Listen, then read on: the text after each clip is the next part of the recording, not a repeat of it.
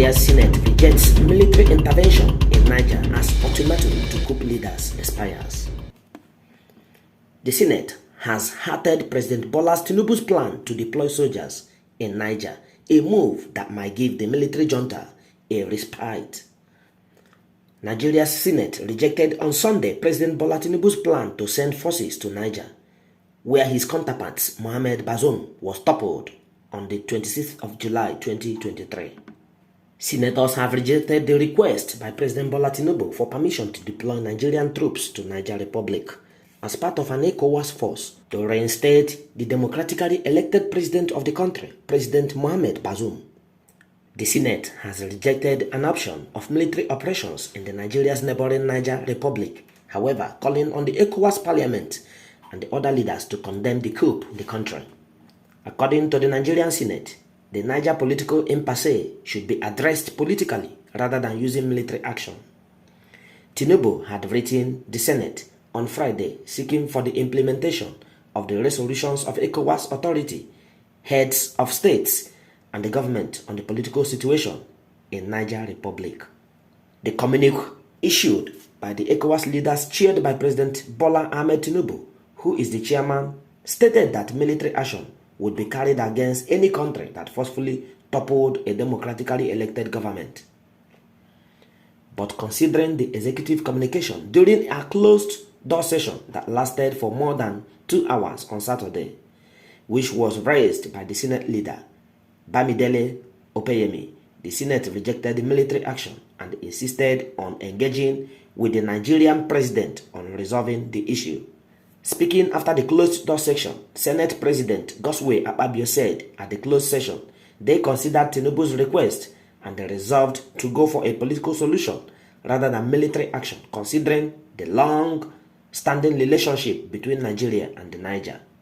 At our executive session, the Senate condemned in totality the coup that took place in Niger Republic.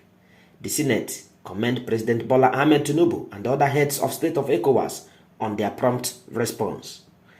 The Senate recognizes the fact that President Tinubu, by the virtue of his correspondence, has not asked that we should approve a request to go to a war, but he expressed a wish to solicit support in the successful implementation of the ECOWAS communique. The leadership of the Senate is mandated to further engage the President on how best to engage and resolve the issues, Akpabio said. Speaking further, the Senate President said the Senate was calling on the President of Nigeria, who is also the chairman of ECOWAS, to further engage leaders to strengthen political options in resolving the political situation in Niger. The Senate is mandated to further engage President Bola Ahmed Tinubu on how best to resolve the issue in view of the cordial relationship between Nigeria and the Niger. The Senate called on the ECOWAS Parliament to rise to this and condemn the military coup in Niger and to resolve the impasse, Akpabio added. Meanwhile, the Northern Senators Forum has condemned the Niger coup but rejected planned military action against the junta. The Northern Senators, who cautioned against the use of military power in Niger, added that Nigeria and the Economic Community of West African States, ECOWAS, should use diplomatic channel to address the situation rather than military might. The lawmakers also frowned at economic and other sanctions imposed on Niger, adding that if the issue is not well managed, it will affect some of Nigerian states like Sokoto, Kebbi, Katsina, Zamfara, Jigawa, Yobe, and Borno negatively.